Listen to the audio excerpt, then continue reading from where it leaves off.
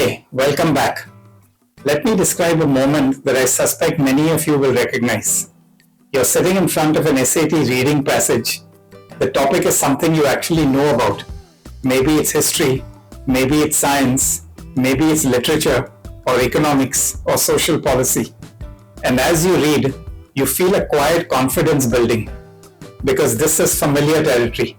You've read about this before, you know things about the subject, you have context that most students probably don't have. You read the questions, you consider the answer choices, and you select the answers that feel right. Answers that align with what you know, what you've learned, what you believe to be true about this topic. And then your score report comes back, and the reading section is lower than you expected, lower than it should be given how knowledgeable and well-read you are. And you just cannot understand why. I'm going to tell you exactly why, and I promise you, once you understand what I'm about to share, you will never approach an SAT reading passage the same way again. In this video, I'm going to show you the single biggest mistake that high-scoring, well-read, intelligent students make in the SAT reading and writing section.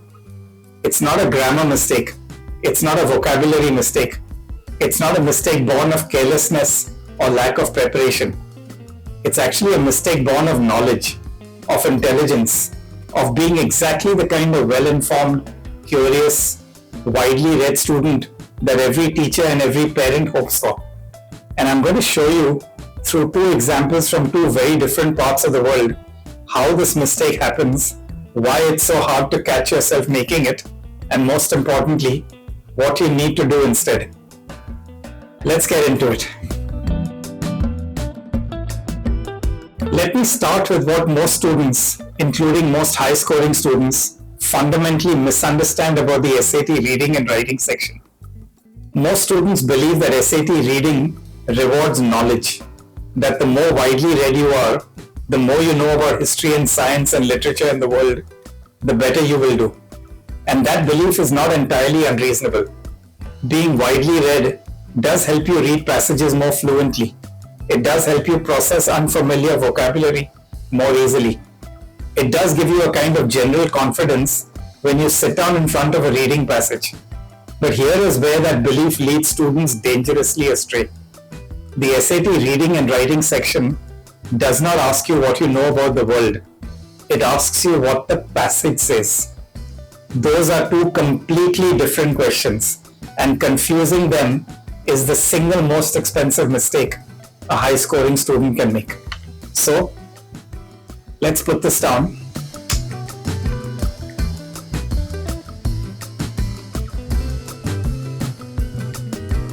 Let me say this even more precisely. Every correct answer in the SAT reading and writing section can be found in or directly inferred from the passage in front of you. Every single one, without exception. And every incorrect answer, every distractor, every trap is designed to appeal to students who are drawing on something outside the passage. Their prior knowledge, their opinions, their assumptions, their very reasonable and intelligent understanding of the world. The SAT is not testing your knowledge of the world.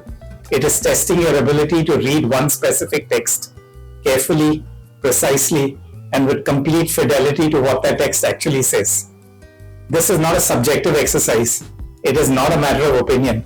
It is not about being smart or well-read or culturally aware. It is about reading the passage and answering questions about the passage and nothing else. So, just to get that point across,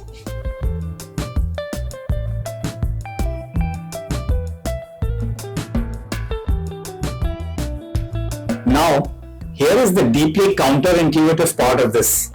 The students who fall most heavily into this trap are not the careless ones. They are not the underprepared ones. They are not the students who haven't studied. They are the brightest, most widely read, most intellectually curious students in the room. Because those students have the most prior knowledge to draw on. They have the richest internal library of information, opinions, and frameworks. And when they encounter a passage on a topic they know well, that internal library speaks to them loudly and convincingly. and they listen to it instead of listening to the passage. Think about what that means for a moment. The very qualities that make a student exceptional, her curiosity, her breadth of reading, her genuine engagement with ideas, become liabilities in the SAT reading section if she doesn't consciously and deliberately set them aside. That is a profoundly counterintuitive idea, and it is one of the most important things I will ever say on this channel. Your knowledge is not always your friend in SAT reading. The passage is your only friend. Stay close to it. Let me put that down on the board for you.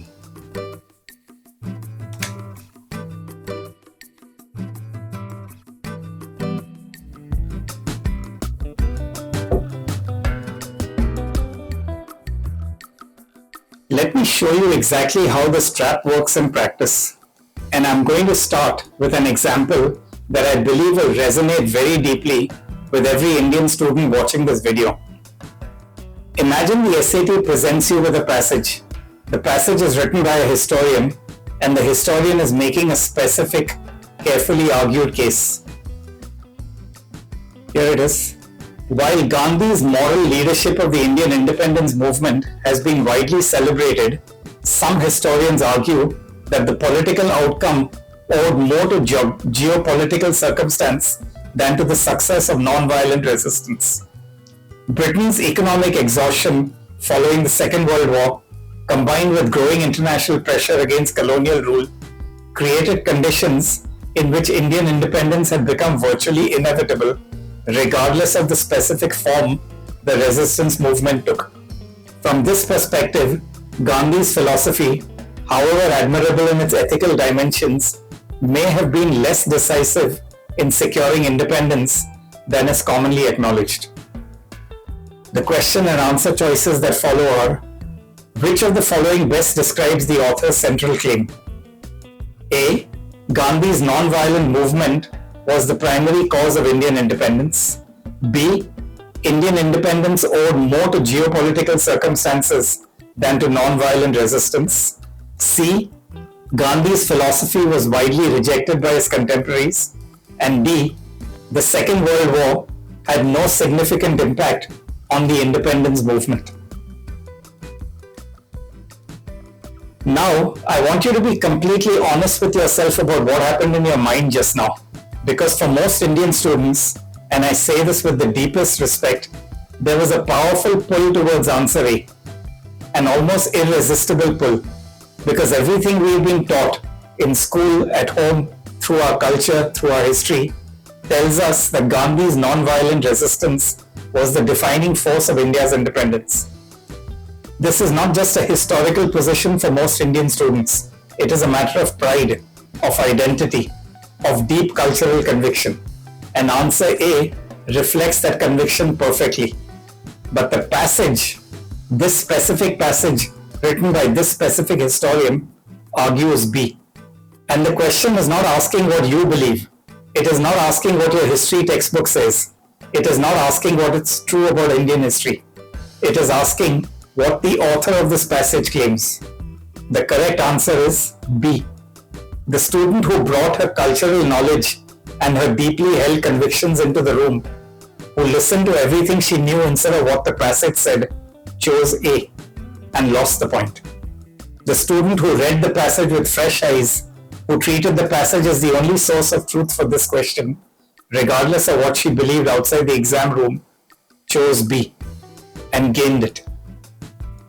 I want to be very clear about something. Choosing B does not mean you agree with the historian. It does not mean Gandhi's contribution was unimportant. It does not mean you are betraying your history or your values. It means you read the passage correctly. It means you understood what the question was actually asking.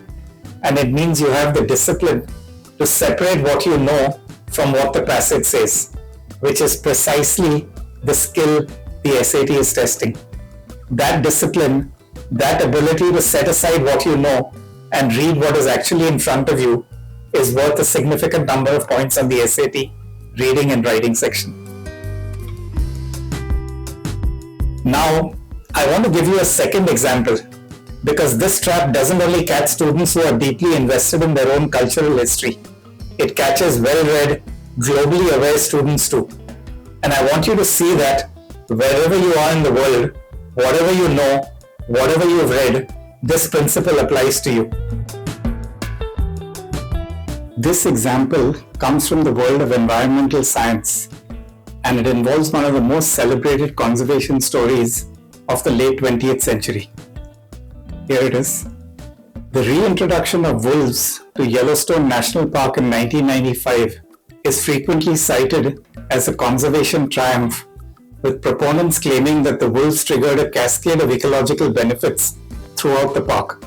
However, a closer examination reveals a more complicated picture.